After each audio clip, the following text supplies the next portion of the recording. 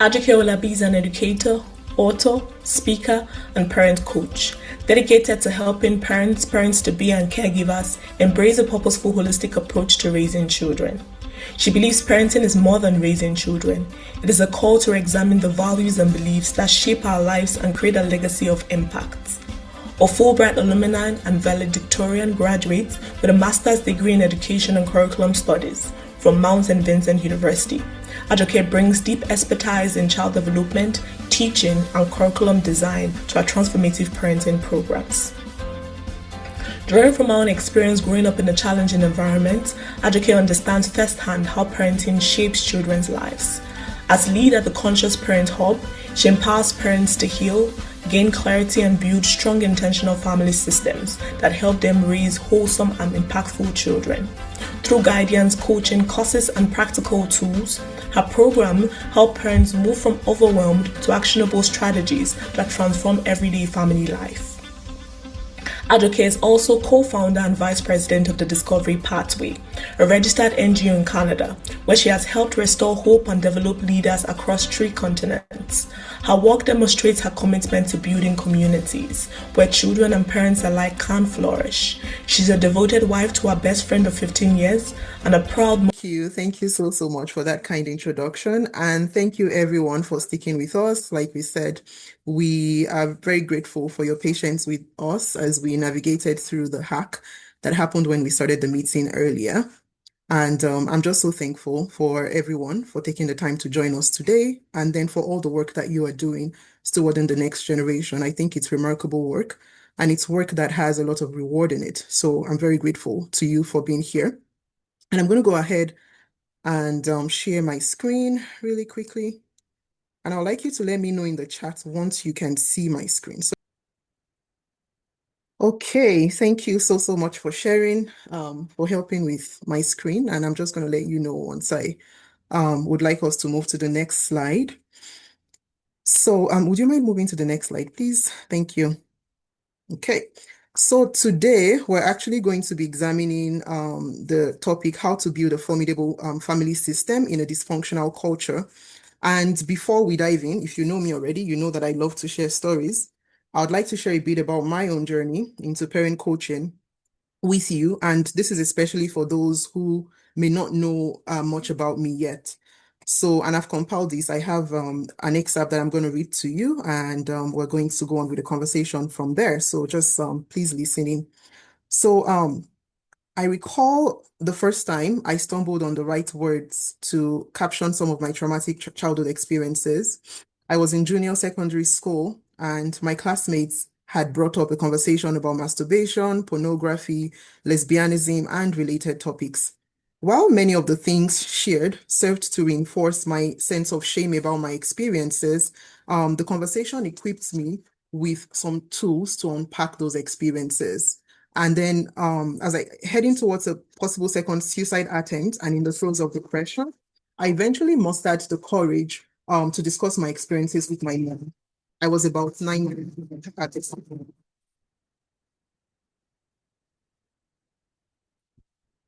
I recall standing timidly near the brown door that separated her room from the living room.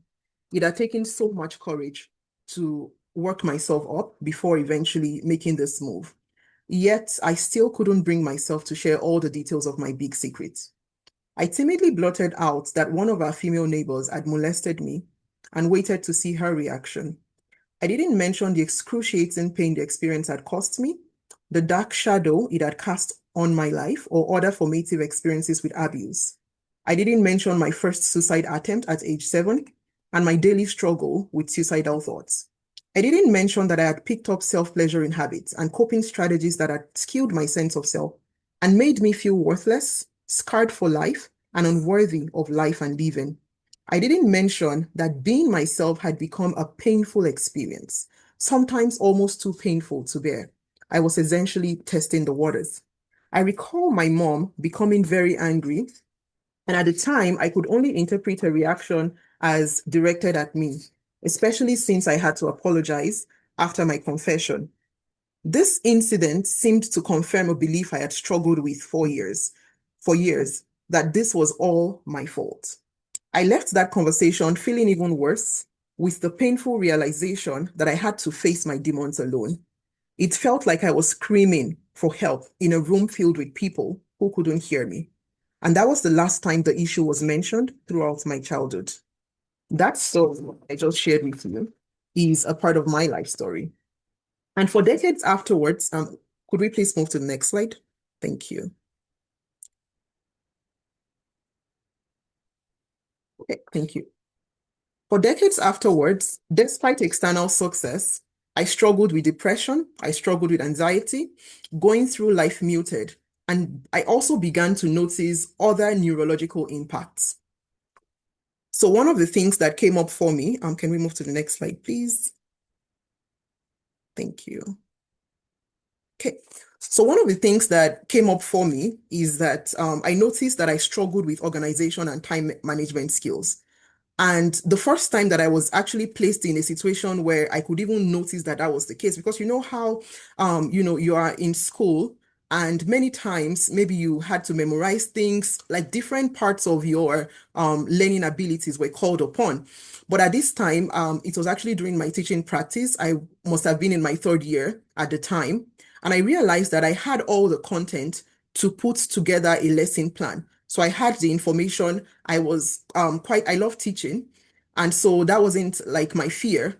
But what I saw happening was that when I wanted to bring information together into an organized format, I really struggled.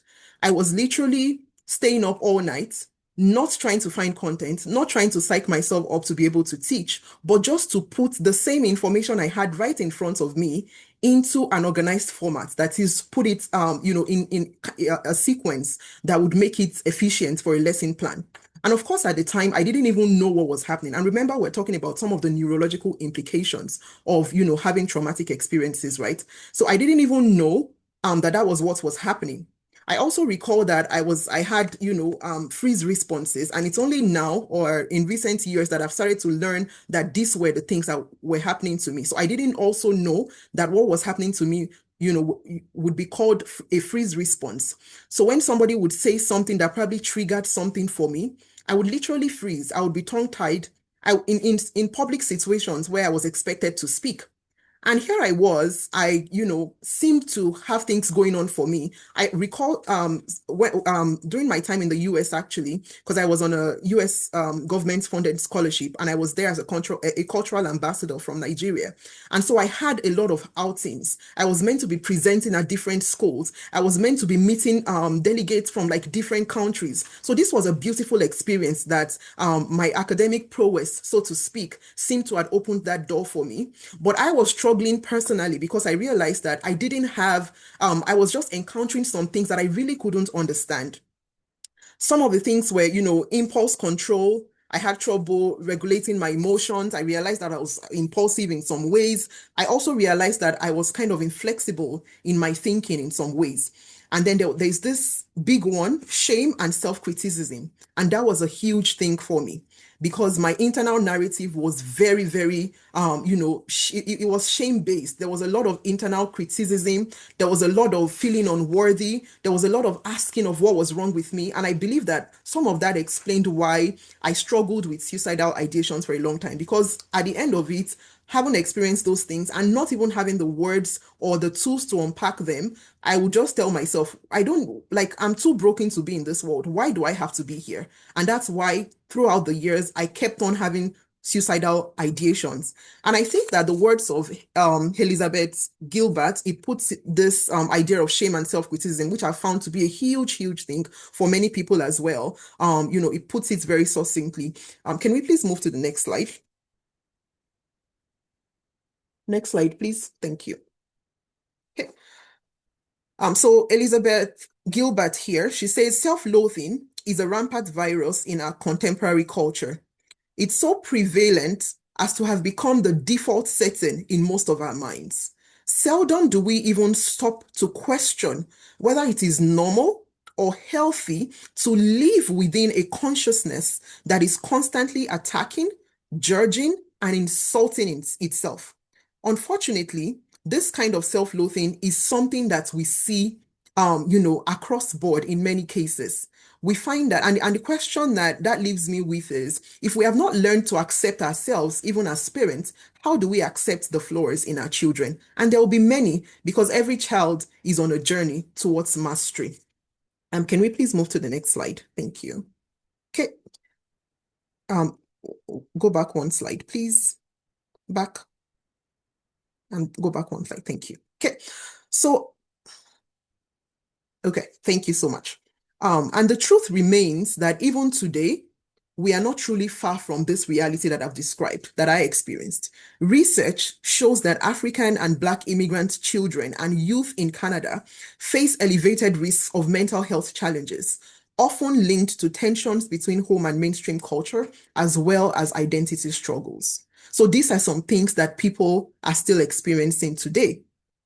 And can we please move to the next slide? Thank you. And so I'd like to share with you what drives our work at the Conscious Parent Hub.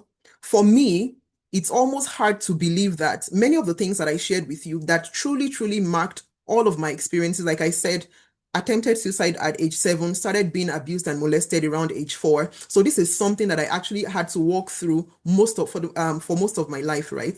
And for me to get to a point where I can say that these things are starting to become a thing of the past, I'm starting to realize that, oh, they are becoming so far away from me that I'm trying to ensure that I can still pass on the lessons. I'm trying to ensure that I'm documenting. I'm trying to ensure that I'm walking through my process in a way that I can pass this on to people as well who might still be experiencing this. And I can also pass this on to parents as well, to help them better parent their children and provide an enabling, a parenting environment for them. So I'm going to share with you some of the things that drives our work at the Conscious Parent Hub. And one of it is the need to ensure that all children begin life as adults with an advantage. The truth is that not all adults begin with an advantage, and many times it's tied to, the childhood environment and many of the experiences that they've had. And also the understanding that some of the definitive moments in our childhood happened in moments of time. So it didn't take many of those things that I described that came up in my own childhood, mostly didn't even take up to an hour at a time. So many of it happened in snippets of time, and they were still quite defining in shaping some of even the conditionings that I had. It was later that I started to realize that many of those things conditioned me, according to research, for mental health challenges. And that's why I really struggled with depression, anxiety, and all of those things that marked my teenage years, even into adulthood. And it's also important that we realize that the parenting environment is what sets the foundation for who we become as adults, and also an understanding of the hard work and costs that reparenting takes. To retrace one step, to course correct, it takes a lot of work. It takes a lot of grace. And in fact, not all adults with adverse childhood experiences will ever have the opportunity to course correct. And that's just the sobering reality. It's not everybody who has the opportunity to heal. I could have been dead by now based on how many times I had attempted suicide. Thankfully, I wasn't successful at it. So personally, the fact that I've been in all those dark places that our children wouldn't have to go if we had the right resources, the tools, the support, and the ongoing crisis that we, myself and my husband, continue to see in our work. One of the guiding principles for us as well is the understanding that parenting without embarking on a healing journey or developing the necessary skills is one of the most dangerous and quiet gambles of the 21st century. As a society, we talk about gambling, and it's frowned upon in many cases. However, we don't talk about the gamble that we are making when we don't invest in our own healing as well. And sometimes people think that it's only people that have gone through big T traumas like myself that need healing. But the truth is, every adult will have to unlearn specific mindsets in order to build the kind of family that they want. And that is healing as well. So regardless of how we were raised, regardless of how beautiful our background was, there are still many things that we would have to unlearn. There are still many new paradigms or new ways of thinking or mental models, as I call them, that we will need to imbibe as adults if we are going to build a better family and not go back into our default setting. Can we please move to the next slide?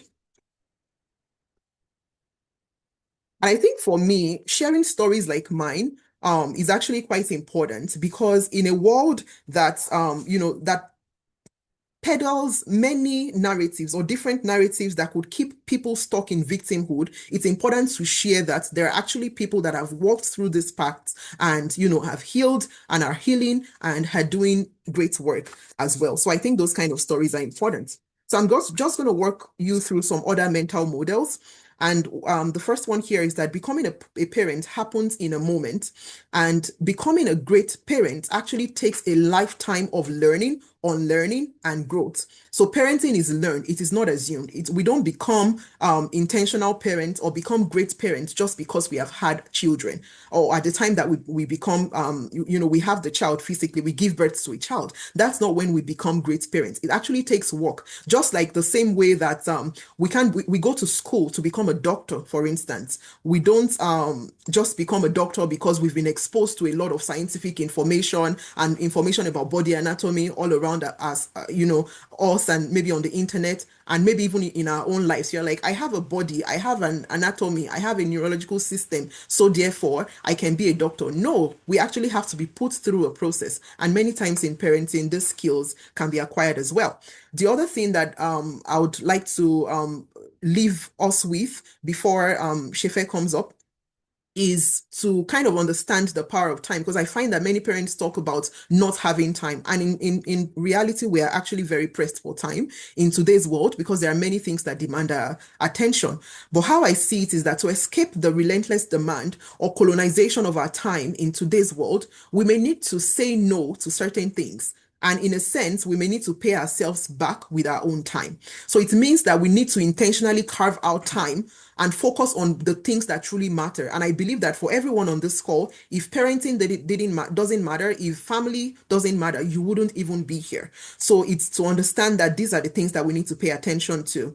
And also here, I say that great intentions are not alone and cannot help people parent differently. Many of us began our parenting journey saying, I won't be like this person. I won't be like this model that I saw growing up. And many times we find ourselves reverting back to those default settings. And it's just a knowledge gap that can be filled. And I normally like to see this as gaps and real great data that we can just work on. So it's not really a problem to find that we don't know something.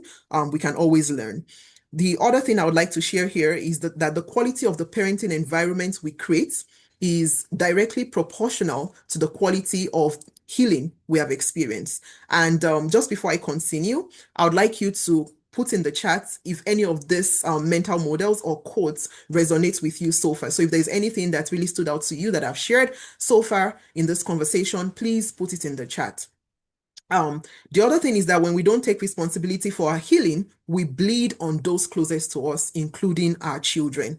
And what knowledge does is that it empowers us to push past the barriers of our personal experiences or training. The truth is that we're raising children in an environment entirely different from the one that we were raised in. And so there are many things that we might not have had personal experiences in, that knowledge would help us to be able to still provide the kind of support that the children need, because whether we grew up here, and that's for parents in diaspora, or even just considering the fact that we are raising our children in a modern world, regardless of how we grew up, our children will still have experiences that might not have been a part of our experiences. And how do we support them through that? Can we please move to the next slide? Thank you.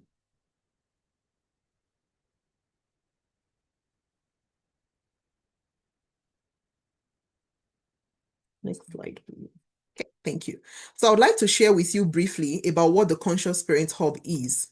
At the Conscious Parent Hub, our goal is to be the leading global community for conscious parenting. We aim to empower parents, caregivers, future parents to cultivate nurturing family environments that support both a child's holistic development and a parent's personal growth. And you will notice that we're not just talking about the child here, because it's also important that the parent is empowered to grow, to become the leaders that they are meant to be, because these are some of the things that we also want to model to our children. And I believe that Shefe would share some examples around this that he has seen in his work with youth, further down the line in this conversation.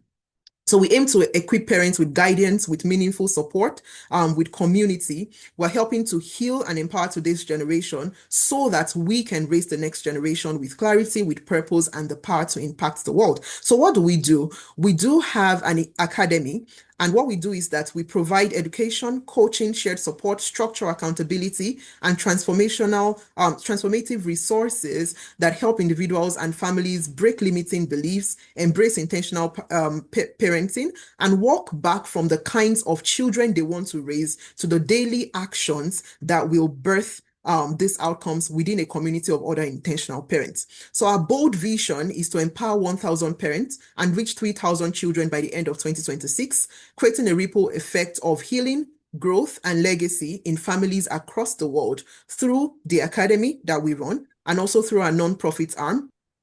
Please move to the next slide. Thank you. Okay, so I'm just going to end this segment by sharing a quick testimonial from one of the parents in the hub with you.